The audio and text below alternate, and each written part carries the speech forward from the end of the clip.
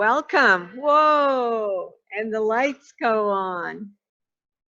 Okay, welcome. I see some familiar faces here. So happy to see you all again. So we have our exits on either side of the center aisle. If you have a phone, would you please take it out right now and make sure it is silenced? Those tricky things, I think they turn themselves back on. But please silence your phone. You have some evaluations that the room monitor will collect at the end. Please fill them out completely. I would like to introduce to you an inventor, visionary, the founder of the Energy of Life integrative and intuitive healing process. Aaron Singleton is a master healer and teacher. With Sue Singleton, he co-founded the EOL Tools for Healing workshops, as well as the Way to Balance Center in Amesbury, Massachusetts. And that, about 15 years ago, was where I bought my first pendulum. And today, I get to introduce to you the man who is going to teach us to stop chasing symptoms, to fix our root cause, Aaron Singleton.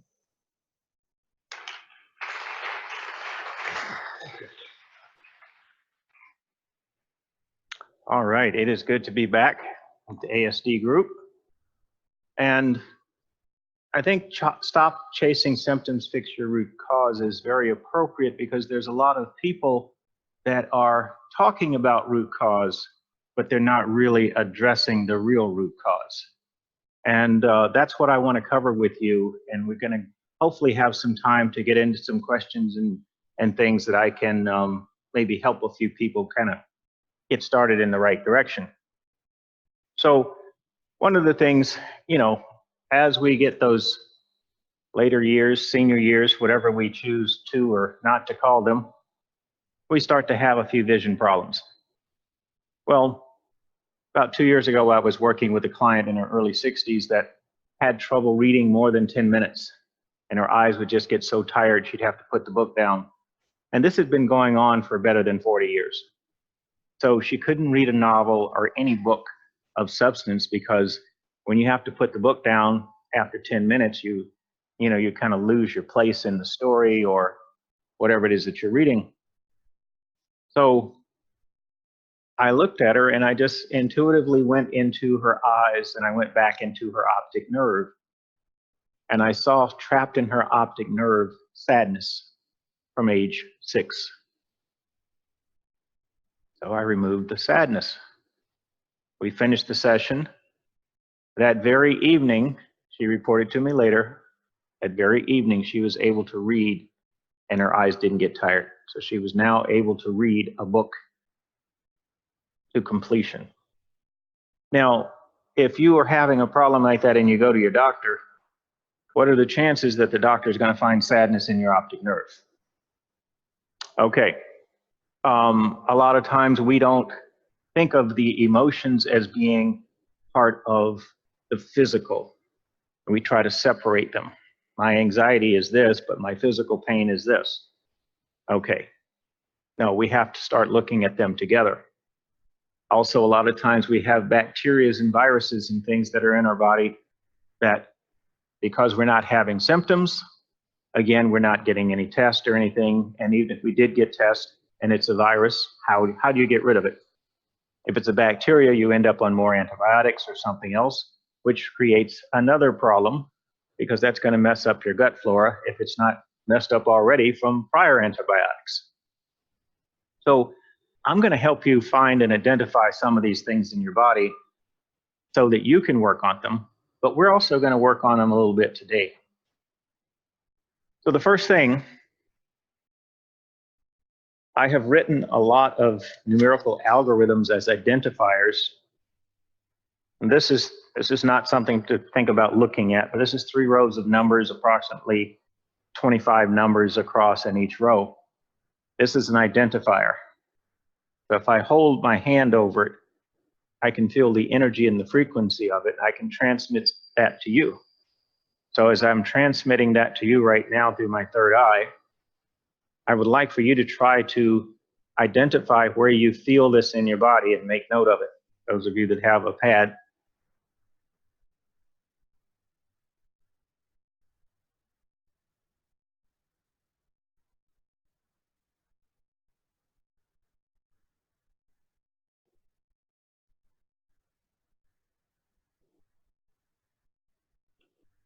All right.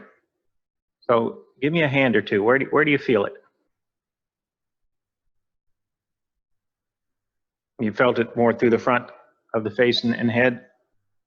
Felt it in the throat? Upper chest. Okay. Someone else, something different? Legs, knee down. Okay. There was someone else over here. Okay. I guess hand up at the chest, throat area. Okay. This is an identifier for a virus. So wherever you felt the energy in your body, you're holding viral residue. Now, sometimes the viral residue in the course of a case of a knee or a leg, it might be causing pain or discomfort or a weakness, muscle weakness. Someone else, it might be a chronic condition in the throat that you can never get rid of. And so then you get a big wad of mucus there around the thyroid. And that's a good home for viruses and bacteria. They just love that mucus. Okay? But it's important to actually have a way to identify, to find these things so you know where to work. And once you know where to work, then it'll be a matter of finding how. How do you, or what do you use to actually help resolve that? All right, we're going to go through these so we can have more time actually working on them and doing some other fun things today. All right, so this next one, same thing. I'm going to hold my hand over it, pick up the frequency, send it out to you.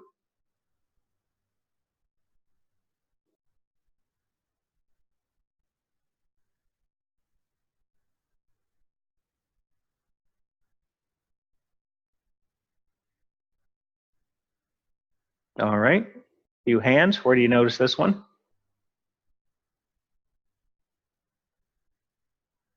Lungs, okay. Left arm, eye, okay, sorry. Throat, lower belly, hips. I heard someone over here. Stomach, okay. Neck area, throat, okay. Knees, all right. So this is the identifier for bacteria. So again, some of you that might have some aches and pains somewhere that you are thinking they are physical things, it's actually because you have a little colony of critters in your knee or your throat or your chest. And they're just waiting for your immune system to get a little weaker so they can go on the attack. So there is a molecular biologist at Princeton by the name of Baxter. And it's been over 20 years now since she started studying bacteria and finding that they live in colonies, they recognize each other, they communicate with each other, and they have a consciousness, a survival consciousness. So we don't normally think of bacteria and viruses and things in that way. So we know that, the ants and the bees have a queen, and consciousness is to do with the queen and protecting the hive. Well, bacteria will send out part of the colony when you take an antibiotic, and the antibiotic may kill off that part that they sent out, but the core of the colony still is intent on surviving. So we have to have things beyond the antibiotics and other drugs, let's say, that we would take that can get beyond the biofilms and get through the consciousness of these viruses and bacteria in order to truly rid them from the body. So when we talk about root cause, and we're talking about pain, we're usually talking, thinking, physical, and I'm just giving you another approach. It may not be in every case. All right, here's one more.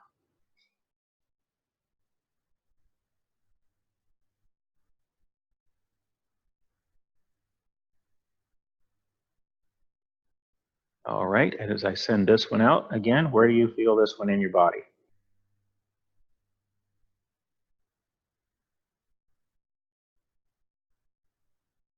Okay, anyone? Left leg, stomach, sinuses, okay.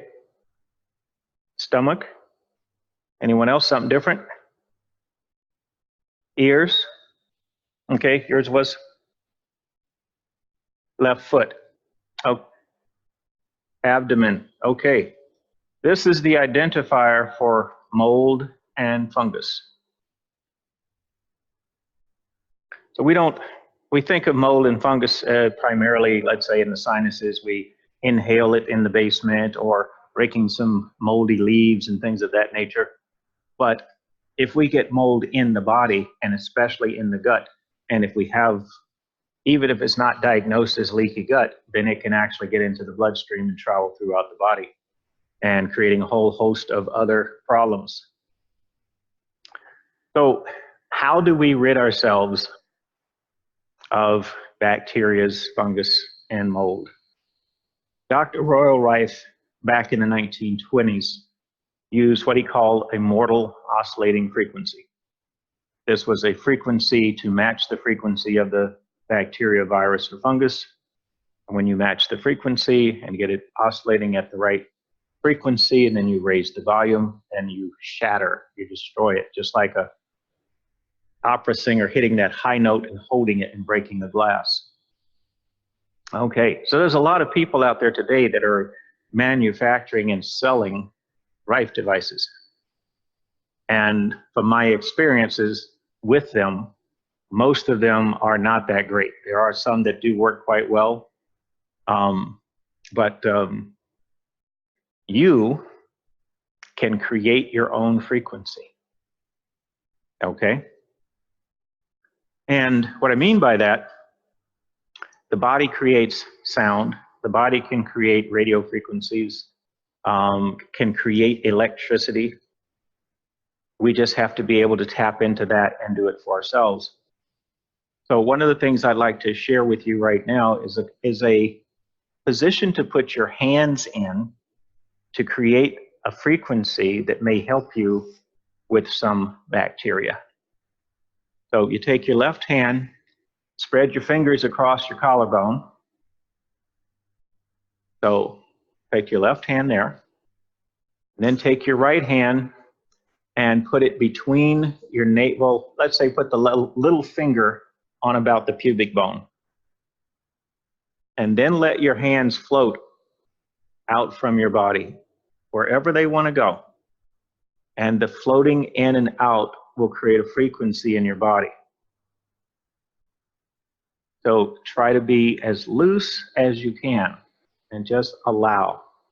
If you get into controlling the movement, then it doesn't work quite as well. So as you are allowing your hands to float in and out, try to be aware of, if you can let this be automatic without you thinking about it, it's just your body is doing it, then you can focus a little attention on where you identified the bacteria. And if you're visual, you can visualize the size of the colony, and you can actually see die off, or you can see the colony getting smaller.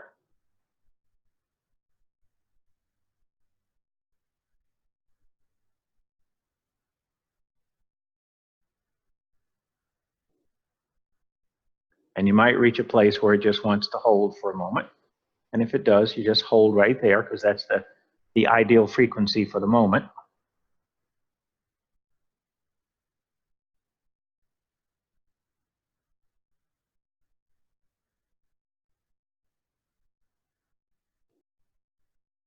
And the question is always, well, how long do we hold? Well, you're Dowsers. You're intuitives. You use kinesiology. Or you just wait it out. And at some point, you'll feel your hands start to move out from the body and separate, and you'll know you're done. Now, that doesn't mean that you have killed every bit of that bacteria. That means that you've started a process. You can, because it's something you can do for yourself, you can do it every day. You can do it 5 times a day.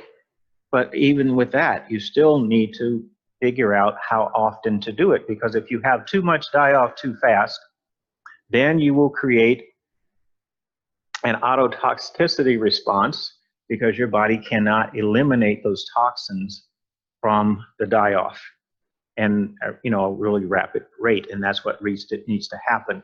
So sometimes you will do that and you say, okay, I need to wait a day or 2 days and then repeat. Now, you will hear me say this many times, I like easy. Does everyone agree that that's pretty darn easy? Okay, now, what was your experience? What was your experience? Who could actually feel or sense die off or change in the tissue in some way as the bacteria was breaking down? Anyone? Hand?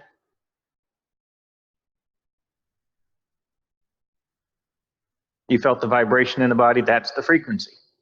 Okay, so you were creating the frequency. All right. Anyone else?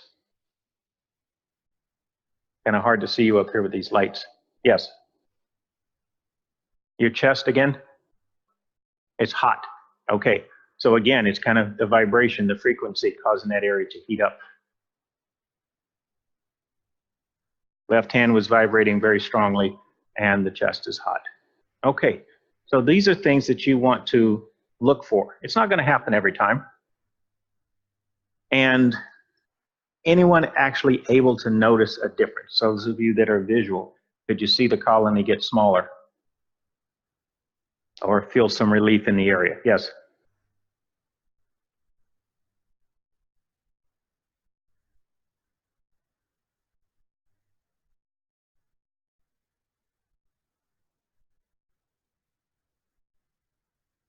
Okay. So the area in your stomach, you could feel like things were shrinking. You saw it outside of you. That's okay.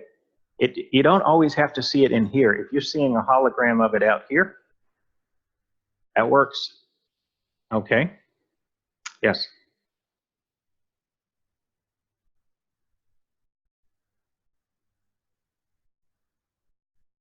Okay. The question is, how are we getting the bad bacteria and not affecting the good? When you're focusing on the bad bacteria, you are only sending those frequencies to the bad bacteria.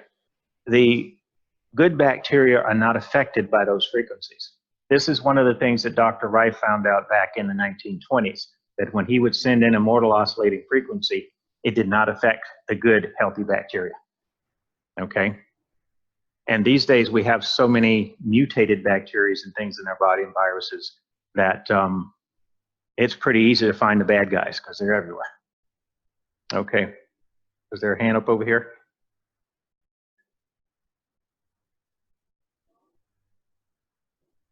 No, I'm going to show you the one for virus and show you the one for mold next. So it's not just that, that's just for bacteria. All right. So now we want to work, yes.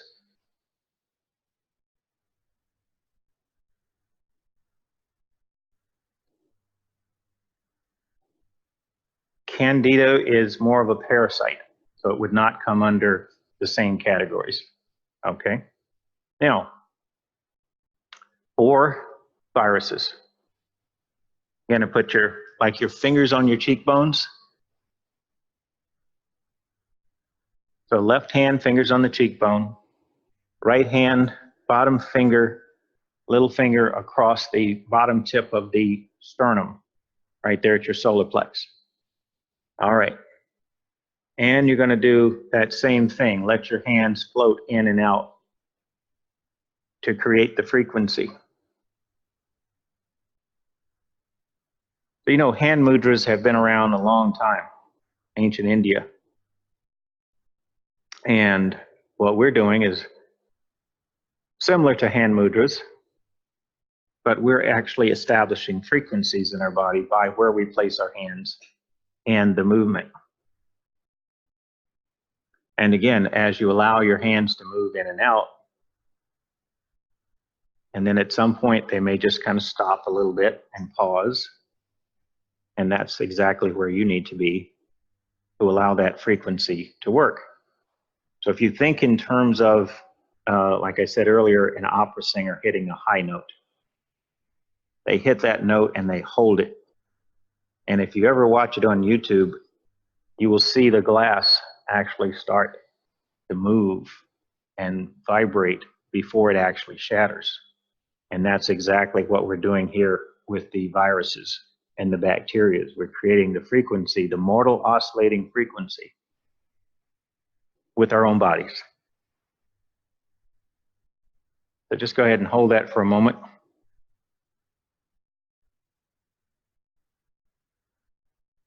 And the good thing is this works systemically head to toe. You don't have to go doing this all over the place. Goes back to what I said, I like easy. Do this in the one place, takes care of the whole body.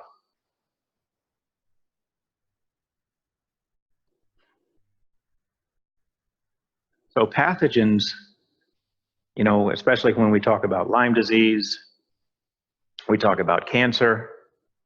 So many people's cancer is caused by a bacteria, a virus, a parasite, fungus or mold, or even candida.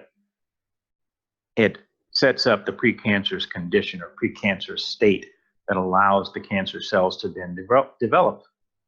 So if you find someone early on in cancer, just got diagnosed or just noticed something in their body, and you can determine if it's a virus or a bacteria, and you can show them the hand positions, you might be able to reverse that before it actually turns into something that the doctors want to cut out, irradiate, or poison with chemo. And that would be nice to avoid that.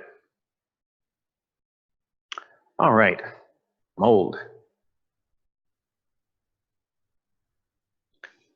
This time we're taking the hand up to the forehead like you're reaching around trying to touch your temples. So the thumb is on one side, and it doesn't matter whether it's the first or the middle finger on the opposite side. And now you're going to bring your right hand down to where your little finger is just above your navel. And you're going to do the same thing. You're going to float in and out.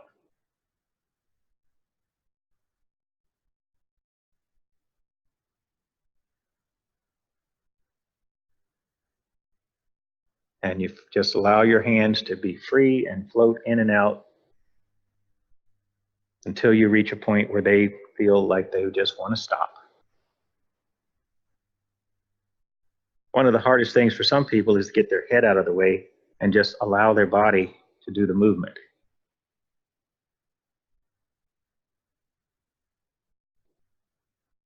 Sometimes it will stop and then it will restart. And you might even feel like it's pumping in energy and creating the frequency. And then you'll find a place where it stops. The distance from the body doesn't matter. It might be an inch or two, or it might be 4 or 5 inches out away from the body. Wherever your body feels like it wants to stop, that's the important piece. And then you just hold, stay with that, and allow it to happen.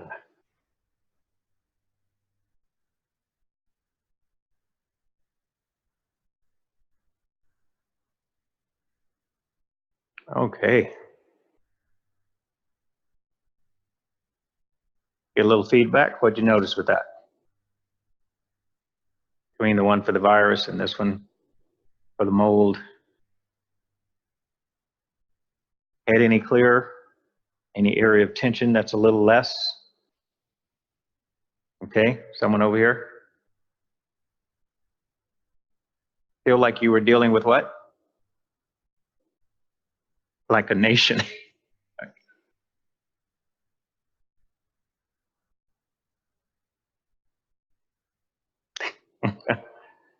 Okay, so the consciousness of these funguses and things of that nature, yes, they will kind of laugh at you and say, ha ha, think you can get us with that trick. However, you can get them with that little trick because it's energy, and they can't hide from energy like they can hide from medications. Okay? Now, recently, I was at a conference, a master herbalist, doctor of herbology from Australia, and the whole conference was about the gut and the fact that we have so much dysbiosis and SIBO and other things going on in our gut. This is why we have the gut, because we have such an imbalance for many of us. And he told a funny story. He said he was talking to a naturopath who was working with a client, and the naturopath happened to mention to her that taking a clove of garlic every day could help with the gut biome. So she left the session. She came back for her next session, whatever the time period was, I don't recall. And her belly, which had been out to here, was flat, just from taking garlic, raw garlic. But then she asked, she said, when you said take a clove, how much is a clove? She had been taking a bulb of garlic a day. So a bulb of garlic a day had totally changed her gut flora because it went after the bacteria. It went after the candida and anything else that was in there that didn't like all that garlic. So it works. You know, you do that for a week, you're liable to have a flat belly. Now, I was telling this story to one of my clients just a few weeks ago, and she decided to try it on her own. I was just telling her the story, but you know, sometimes you tell the story and people say, well, that sounds easy to me. Now, she decided to do a half a bulb a day for 5 days. She said it worked. 5 days, all of her bloat was gone.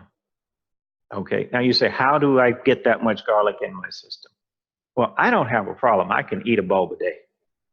That would be, most of my salad will be garlic. Okay, it might be a little strong for some of you, but you can find ways to chop that garlic up into pretty much everything you eat. And you don't have to have the bite of the garlic so much when it's mixed in with your other food. So I do a lot of kale with garlic and collard greens and Swiss chard, spinach, broccoli, anything of that nature, I put in the garlic. All right, now doesn't that sound like an easy one for you to do? Oh, that has to be raw garlic. You put it right before you serve it so that you don't want any heat to damage the good part of the garlic that you're trying to get. Okay, there's your.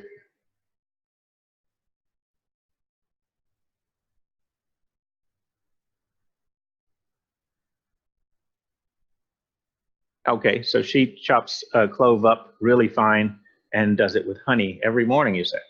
Okay, that's another way to get it down is with the honey. I've tried it just raw. Oh, you got to be tough on that day. Okay. So there's your answer for candida for a lot of you, is just add some good raw garlic to your diet. But it's also, don't eat so much starch and sugar and you won't feed the candida. All right. Now, there are devices out there that do work. There's a company out of Canada called SOTA, S-O-T-A, that makes a blood electrifier for around $380. And you strap it to your wrist, and it sends a little microcurrent of electricity into your bloodstream, your ulnar and radial arteries here. And we're talking thousands of a volt. And that goes through your body, and it kills bacteria, viruses, funguses, all of the above. And there's nothing wrong with something like that. But if you want something that you can do for yourself on a fairly regular basis and don't have $400 laying around, then use your hand physicians, do your garlic. Now, when I read about things like blood electrifiers, you know, I have little light bulbs that kind of go off everywhere. So I'm going to send you the energy of the electricity. So we're going to electrify your blood, every one of you. We're going to kill off a few things here. And all you have to do is be willing to receive. As I said before, we can generate our own electricity, electromagnetic energy, whatever it is. And I'm going to generate it and send it to all of you.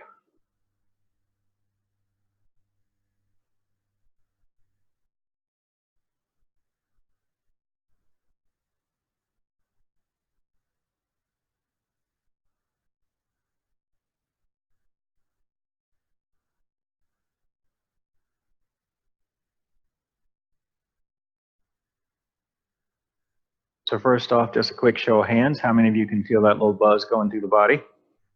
Good, good. So if we can, and most times this doesn't take long. You're looking at 3 minutes, 4 minutes to have that electricity go through. It's a great way to clean the blood. You know, for years they've been using microcurrents in different ways.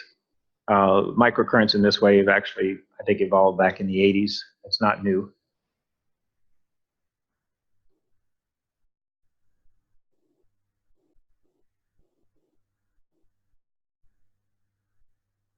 In some of the areas where you have a little more bacteria, virus, or fungus or something, you would have a tendency to feel it a little stronger because it's working right there.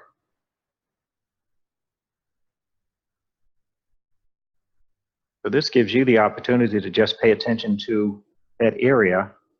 You may feel the bacteria or virus area getting smaller.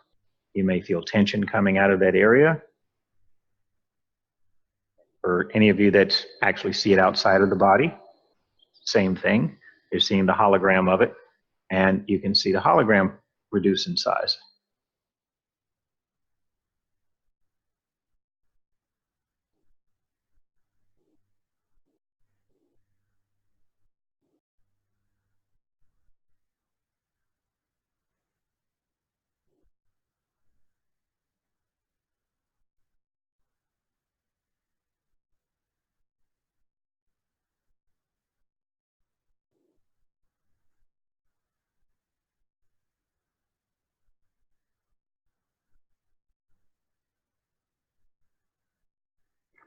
All right, so I'm going to continue sending that electrical energy from the third eye, but I'd like a little feedback. What did you notice? Where did you feel it? You notice a change? Because usually with electricity, there's a fairly quick die-off. Okay, yes. Lower belly, and what change or what did you notice there? Okay, so really strong in the beginning, and then she felt the energy lessening, and that is the tendency to lessen as you have more die-off. Okay, someone else? Felt it in the left leg, and anything about that? Okay, a tingling followed by a clearing. Okay, good.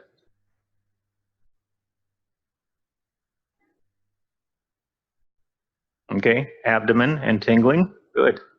So like I said, it doesn't take much. So if you did decide to get a blood electrifier, just think of me. Of course, I can't be on everybody's counter, but the blood electrifier is just a little small box that does a similar thing that I do.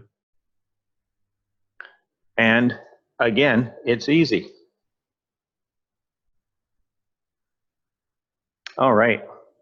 Now, another thing that, how many of you have back pain, neck pain, something of that nature? Okay. You're always looking for what is causing it. Because sure, you may have had a fall or an injury 40 years ago, and you may not be thinking of that. But we'll start with you over here. Okay. So where is your pain, please? Yes. Lower back. Okay. So L4-5 Off to the right, there's some trauma in the quadratus lumborum muscle.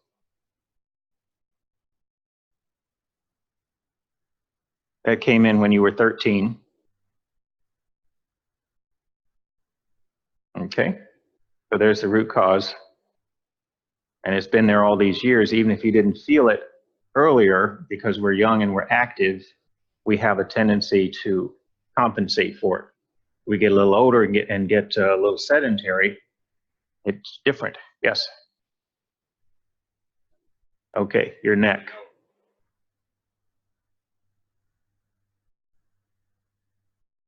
So there is some stuck energy there from age 23.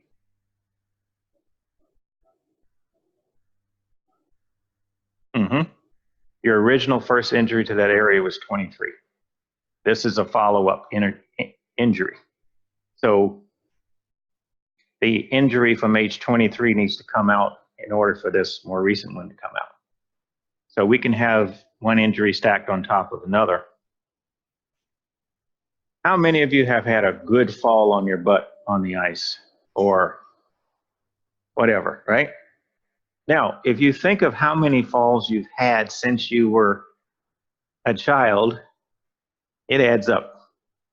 All of them do not turn into trauma, but you may have a half a dozen traumas in that one area. So again, when we're thinking root cause, we have a tendency to think of the most recent because that's the one we're most aware of, not the ones that have come in before. So you actually have a total of 4 injuries to that area of your neck. So that 23, age 26, another one at age 36 before this most recent one. And they may be so insignificant that you don't even realize it. So one of the ways that we get our neck jammed up really good is, you know, we coming out of a crawl space, low basement, bulkhead, and we just kind of come up and jam everything. Well, the energy from that goes down into the neck, sometimes even into the back. Well, we kind of shake it off and we go on about our business. It wasn't that bad, but it was enough to compress trauma into that area. And those are the type of things that we don't pay so much attention to, because we go right on back to work. We go right on back to play, whatever it is that we're doing. So we get those compounded traumas. And then I always say it's like, you know, we reach that age. It might be 50, it might be 60, it might be 70. And we say, I don't know what happened. My body just started to fall apart all of a sudden. There's a lot of history going on in that body from all the falls, the traumas, the strains and things that did not resolve on their own, or you haven't resolved them in other ways up until now that are actually causing you to feel what you're feeling right now in your body. All right, someone else? Start with you here.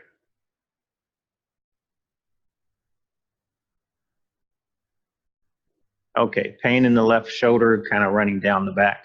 All right, so behind your collarbone is your first rib. Your first rib is misaligned. I'm not finding any trauma in the neck and spinal area itself. There's a muscle on top of the shoulder blade, supraspinatus muscle, that's really locked up tight. Your levator muscle coming from the shoulder blade up to the back of the head is really locked up tight, and that would be causing that. Okay, and that seems to be something that came in over time, not like a specific injury. Okay, have you ever carried a bag on that shoulder? Okay, so when we carry a bag on the shoulder, we don't realize it, but we lock all those muscles up. And then we do that for X number of years, and the muscles learn the pattern. So now that shoulder is higher than the other. That shoulder is in pain because that shoulder's got history. There's a bag that's been there. Many different bags with a lot of different weights, different sizes, okay? If you watch people today that carry a shoulder bag, I don't care if it's 2 pounds. You have to raise the shoulder to keep it from sliding off, especially women. So we raise the shoulder. And I know none of you have ever locked the phone over there, right? walked around trying to get something done in the kitchen or anything. I know you don't do that. But if you did, it does the same thing. The positioning misaligns your first rib in many cases, locks up all those muscles, and let's loosen up some of those muscles. So left shoulder, raise your left shoulder, everyone. Raise your left shoulder. So you're not trying to take it up to your ear, just kind of halfway up, kind of like, and then take it behind you. Take the shoulder behind you and just hold. All right, so I'm going to put your first rib in. Some of you don't even know it's out. But by shortening the muscles there behind the shoulder blade, this will also loosen that up.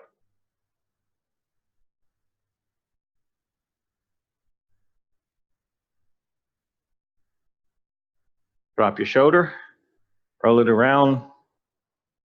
How does it feel? Loose, loose. I hear that coming from several people. Okay. It is, in this case, it is the position combined with the energy work that allows those muscles to release very quickly. All right, anyone like their right shoulder then? All right, so same thing. Raise your right shoulder, please. Kind of up, take it back, hold.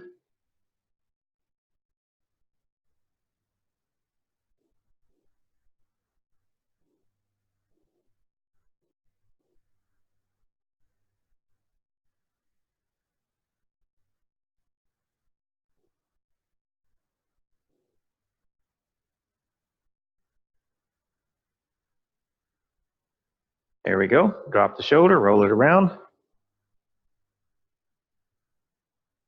Neck and shoulder tension, how is it compared to a few minutes ago? Okay, much better I'm hearing back there.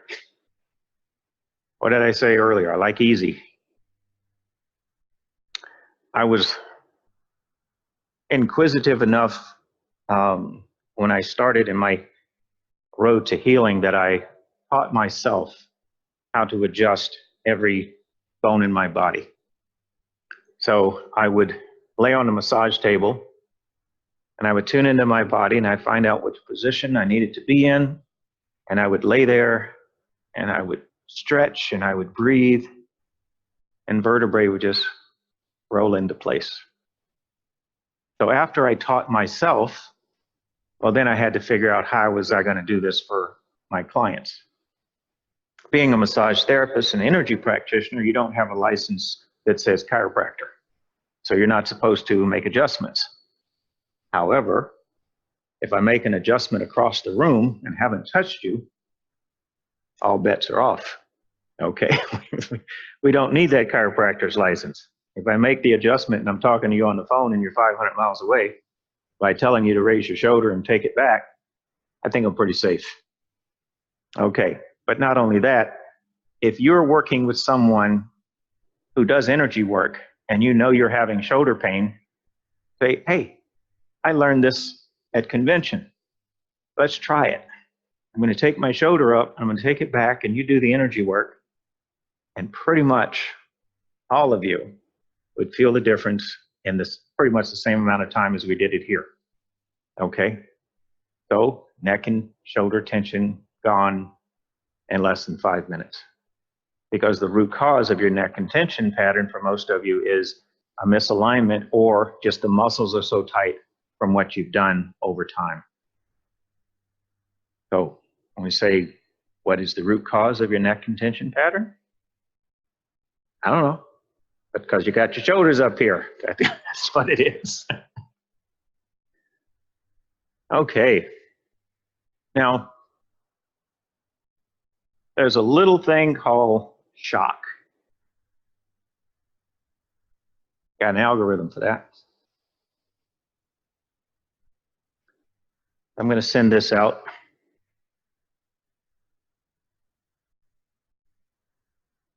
I don't expect everyone here to have shock in their body.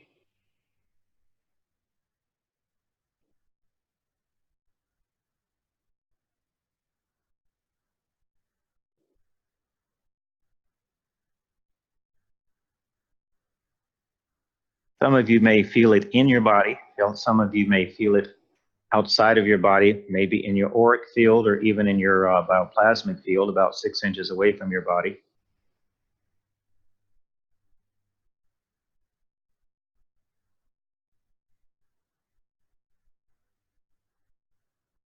All right, first off, quick show of hands, how many of you felt that? Good, over half of you. So shock is your feet go out from under you, you land flat of your back, and that is shock.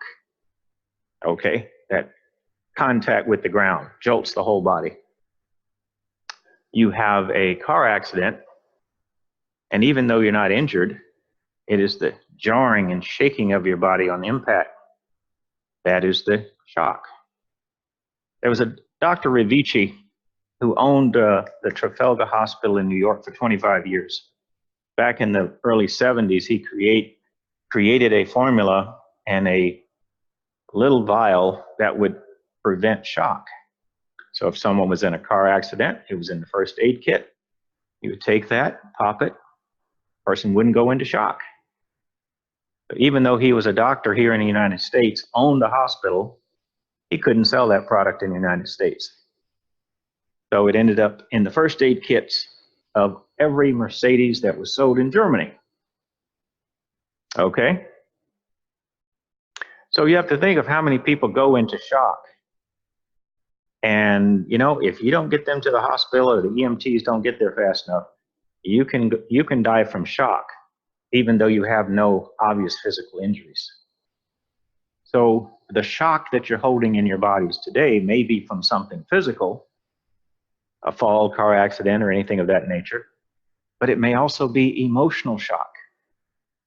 When the week after the Twin Towers went down, half of our clients that were already scheduled had shock because they sat and watched it over and over and over again. And oh my God, oh my God.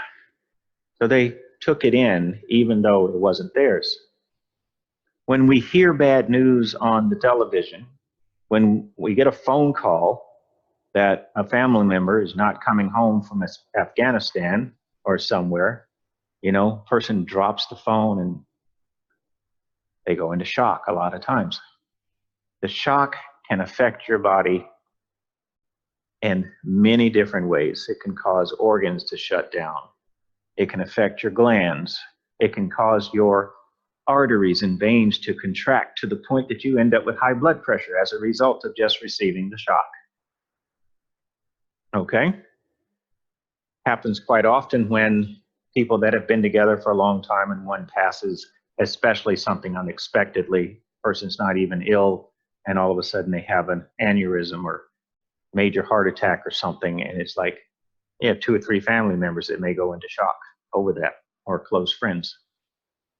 Now, shock, you can get rid of shock just by going outside, putting your feet on the bare ground. So if any of you have read the book Earthing, and it's talking about you need to be on the ground because we all have insulated shoes. We have rubber or some other synthetic. We don't have just plain leather anymore. We are disconnected from the earth in that matter. So we don't receive the negative electrons, which will come through the body and release the excess positive electrons, which are holding in the shock. So you can buy an earthing bag, you can plug it into the ground in the house, or you can just sit outside and read a book barefooted with your feet on the ground. Probably a little hard to do in January around here. Okay? But that is one of the easiest ways to get shock out. And if you have someone to work with you, especially doing a little energy work and focusing on the shock, and remember, what you focus on is what you release. When I focus on sending you electricity, I send you electricity. If I focus on sending you a sound wave like 16 hertz, which relaxes your muscles, then I will send you 16 hertz. Okay?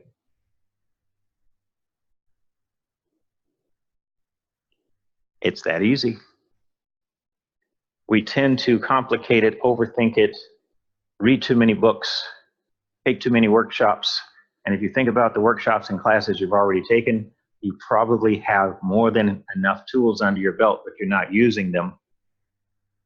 And if you start using them and developing your own techniques around them, then you'll be more proficient at working on yourself as well as working on others. So who'd like to get some shock out? All right. So we're inside the building, got your shoes on, but we have negative electrons. So I'm just going to pull them up out of the earth. And we'll pull those negative electrons up right on through those shoes.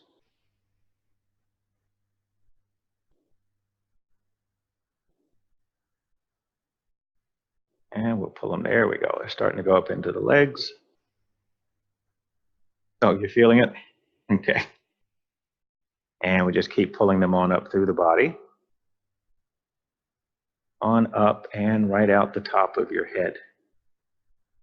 So now you have a nice flow of negative electrons coming through. Focus on the area of shock in your body that you identified earlier when I projected that. Shock can be kind of like a cloud or haze in your body or in your energy field. And as you focus on letting it go, it releases. Now, the first time I read that book on earthing, I read it in the wintertime, so I had to wait till ground thawed out a little bit. But I went out in the backyard and I stood there and I could feel a buzz of negative electrons going around my bare feet. And it was pretty buzzy because I had shoes on all winter. Okay. I did that every day for about a week, and the buzz decreased day by day by day because those negative electrons from the earth were already clearing whatever stress and tension I had built up in the winter, and being disconnected from the earth, it was clearing all of that out. So, you know, in the book it says it goes out of the highest point. So you know what I did? I'm going to play with this. Oh, it's going out my fingertips. Now it's going out my bald head. Now it's going out my fingertips. My wife must have thought I was nuts. But give it a try. What you feel going out your head, raise your hand. Either hand, doesn't matter. Okay, can you feel it going out your fingertips now? Okay, it goes out the highest point of the body. Then you can bring your hand down, and you put your hand up, and you put your hand down, put your hand up. No, never mind. Okay. So the area of shock in your body,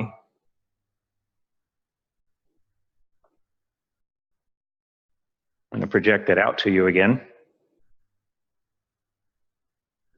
So projecting shock, that's what we used a few minutes ago to identify it.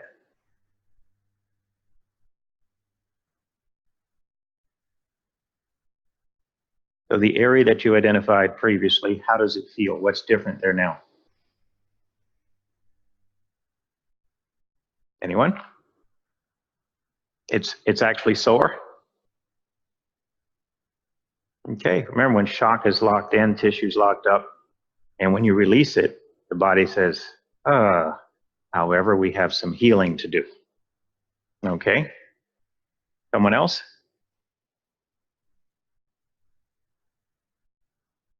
Shock can be associated with birth. You can have birth, a shock and trauma that come in at birth, or you can have them come in giving birth. Okay, anyone else? What's different about the area that you identified earlier? A tightness in your head. So, but is that where you identified the shock earlier? It didn't. Where was the shock earlier? Shock was in the tailbone. All right. So here's what happens. You fall on your tailbone, and the shock wave travels up your spine and lodges at the base of your skull. Depending on how hard we land, it can get stuck in the tailbone and sacrum, lower back, mid back, neck, or it can go all the way to where it can't go any farther, like your head wants to pop off, and it gets stuck right there. So when it comes to headaches and migraines, a lot of people have headaches and migraines because they have tailbone injuries. Okay, so here we go, root cause. Why do I have headaches? Why do I have migraines? How many of you get headaches? Show of hands. Not too many. That's good. Okay, but when so yours was tailbone fall. Okay, so your tailbone is misaligned. There's still trauma in it. The shock is gone. So if I go from your tailbone up your spine, I go all the way up to the back of your head, your C1, also called the atlas, is misaligned. It's out to the right, tipped forward. No wonder you get headaches. Okay? So in a situation like this with headaches, your headaches are not going to be completely resolved until you resolve the issue with the tailbone.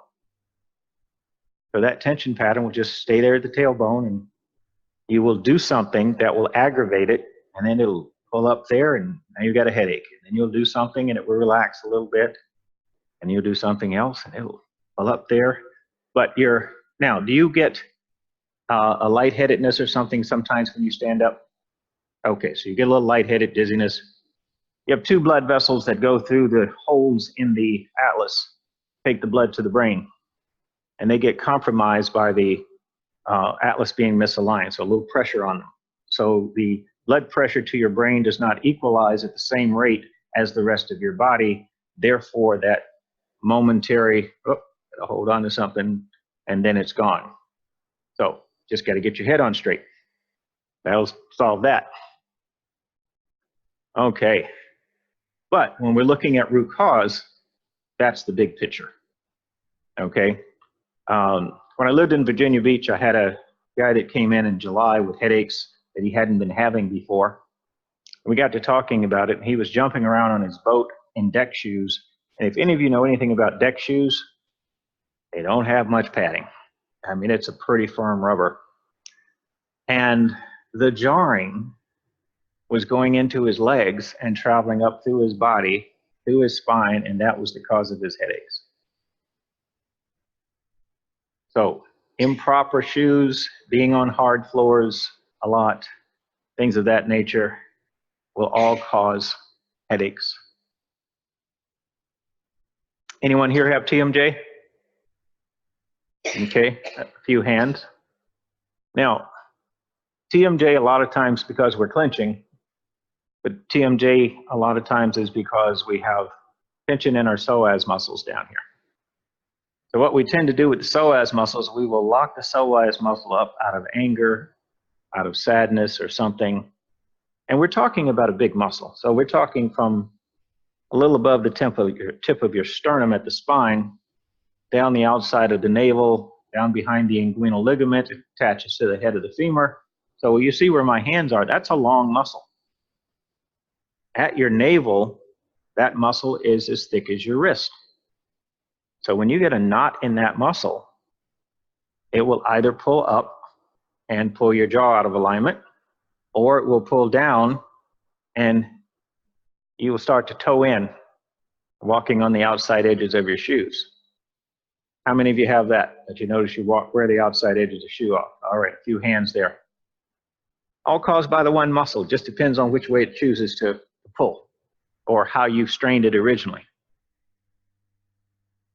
And when you're looking at TMJ, that is many times the root cause. If you clench, you already know you clench.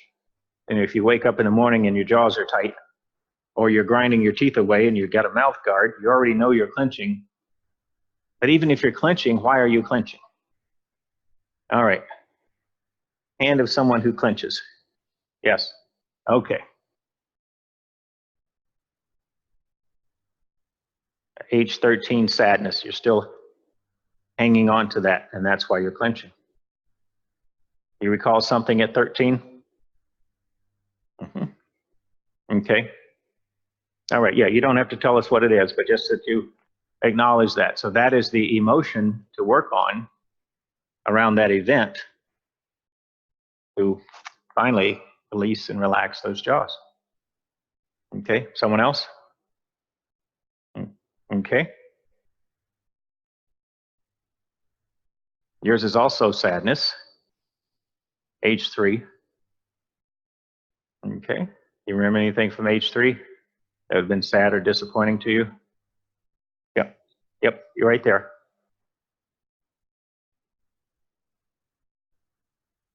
Okay. Now remember, you don't have to tell me what it is. I just want to acknowledge, do you recall something from? Yeah. Okay. So she thinks she was 3, 2.5, and does remember something. I'm going to pick someone from over here.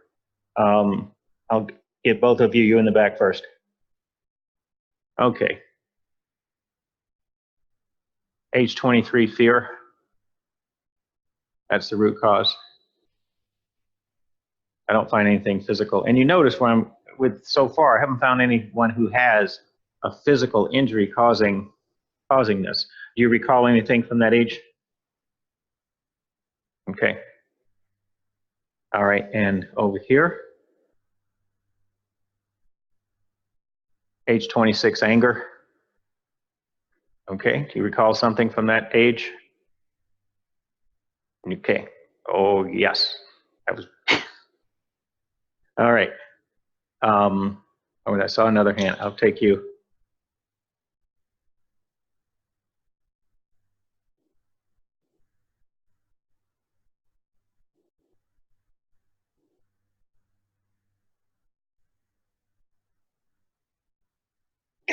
If you don't recall the anger, in her case, she doesn't recall the anger is what you're saying. So how do we fix it if we don't know what it was about? That's the easy part. You don't have to know what caused it. Now that you know it's anger, you can just focus on letting go of anger. Okay? And again, we get too fixated sometimes on needing to know. If we need to know, we'll spend all of our time trying to figure out what it was and who it was and when it was. And if it's anger, just let go of the anger. Because you're making it easy by just letting go of the anger. If you have to know what it is, it can take you 5 times as long to figure it out than it will to let go of the emotion. You know, I had someone years ago at an expo, and this same question came up. And I said, well, just picture this. You are in the jungle, and there are spiders that are fruit spiders that are pretty harmless, even though they have a pretty bad bite. But you have other spiders that if they bite you, you could be dead in a half an hour. So you're walking through the jungle and a spider lands on your shoulder. And all you have to do is brush it off. You don't even have to know which kind it is. And she looked at me, so she said, well, I need to know. Not liking that answer, because that means that, you know, when you knock the spider off, you can look at it on the ground and figure that part out. So this is what, and I've been there where I wanted to know the details. And then I realized, you know, if I don't spend so much time with the details, I can go ahead and let go of this. And when it comes to emotions, especially, that's where we get caught up in, I don't remember. I want to remember what it was. And you don't have to. If you are dowsing that there's an emotion trapped in someone's body and they are willing to let go of the emotion, that's all you need. Now, if you can visualize it, if you can douse and identify, pinpoint where it is, and you know, when I'm looking at it, I actually see that it's this size or it's this size. So as it starts leaving, it starts to get smaller. And then it's gone, and then there's a release. And that's all that's needed. Okay, questions?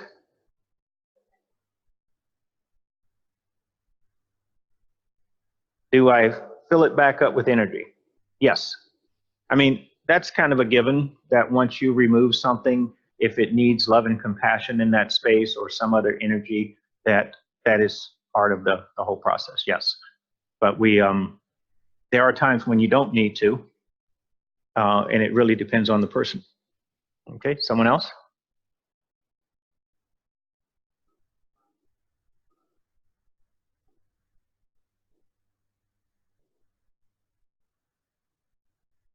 Okay, live stream, low functioning thyroid. Since I don't have their name and their energy, I'll just give a general statement on Daystar. Okay.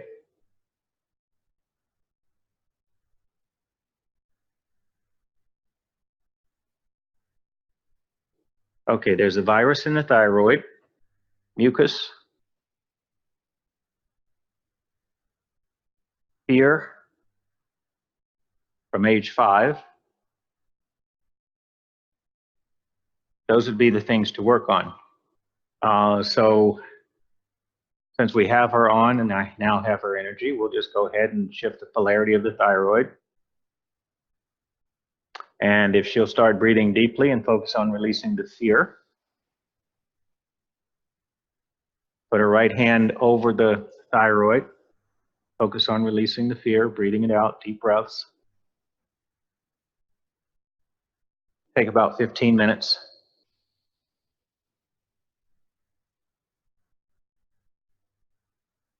Okay. And actually the garlic would be good in her case as well, to have raw garlic in her diet. Just a couple cloves a day, not a bulb. There's just a few of us that need the whole bulb. Okay, Judy, do we have a last name for Judy?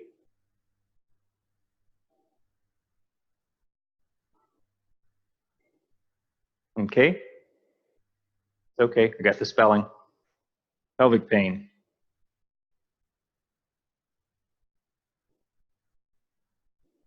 There's energy across like a C-section, but there's a lot of fear there, sadness.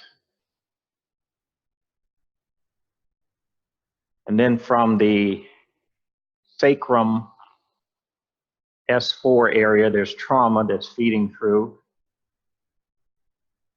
But there's definitely, over the left side, there's some scar tissue from something. So whether it's from a C-section or something else, there's some scar tissue that is a major part. I would say the scar tissue is 60% of the pain.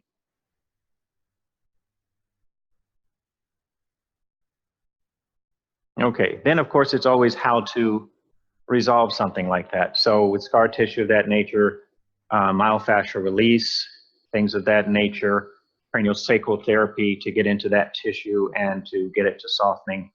And for those that do energy work, you can actually just do energy work on scar tissue, and many times it will just start to break up.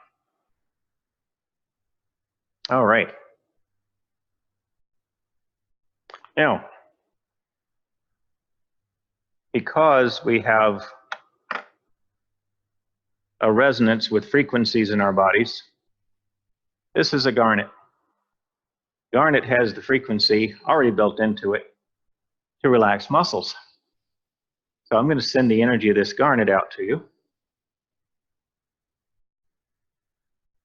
And even for those that are watching, they should be able to pick up the energy of the garnet coming through their monitor.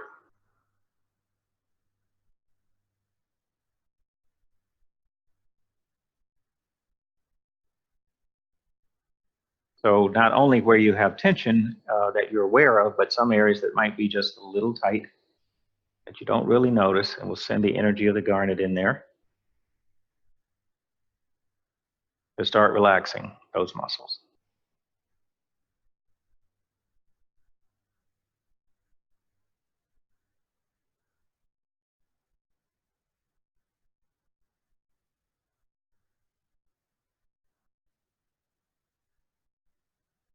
All right, can everybody feel things kind of calming down, relaxing a little more. Okay. So how do you work with the garnet for yourself? If we take the garnet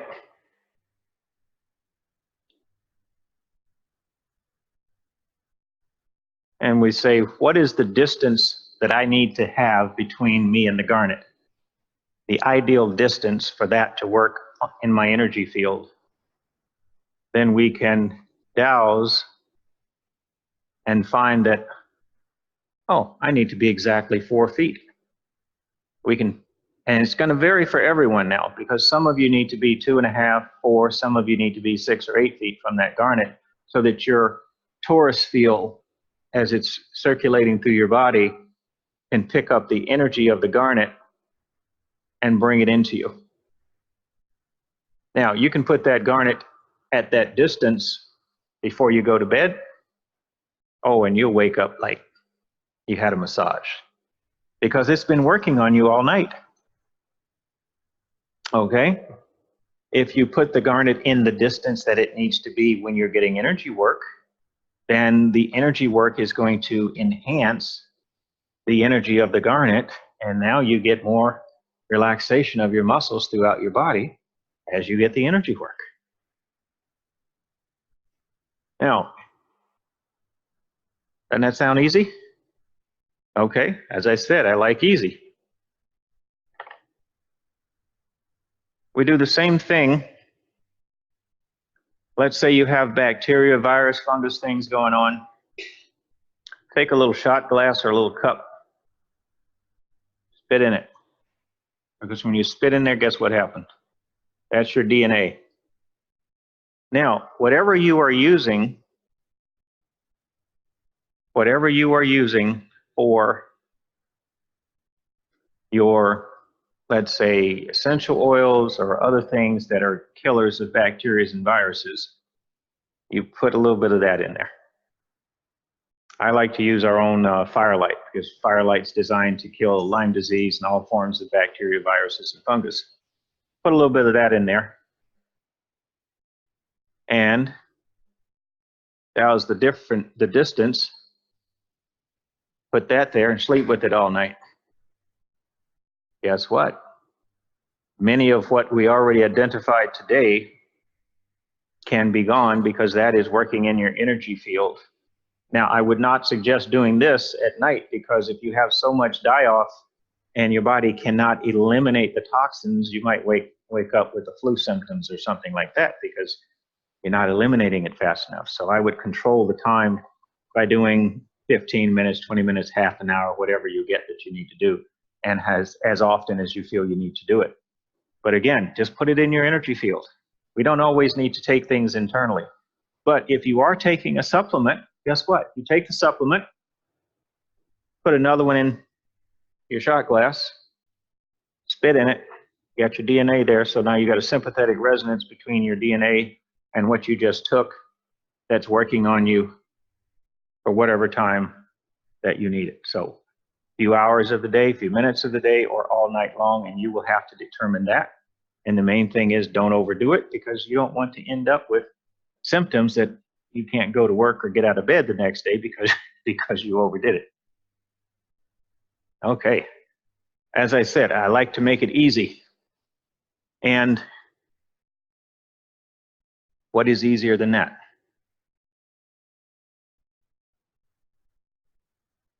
Any final question? We're going to wrap up here.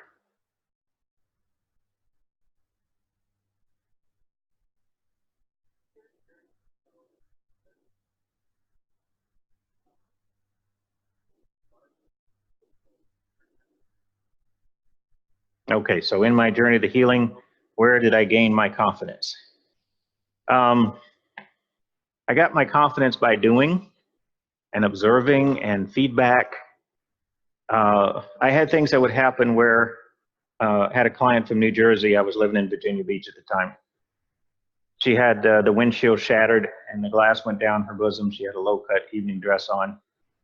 She'd put on 40 pounds of stress weight, had all this glass, and the doctors had no answers. I don't recall how I ran into her in Virginia Beach, but it was probably, I was working at the Edgar Cayce Center, so it was probably there. I went to her hotel room, set up my table. Her girlfriend's there on the bed reading a magazine, and I just stood over her. I had no idea what I was doing, but I was just guided to stand. And as I stood there, little shards of glass started to push their way out of her body. She would get up, go into the bathroom, pull those little pieces of glass on through, come back, get on the table, we get more glass out. She made 4 trips down from New Jersey. We got every bit of glass out of her. Never touched her. All energy work. That builds confidence. All right, so my time is up, I believe. So I want to thank you all for being here.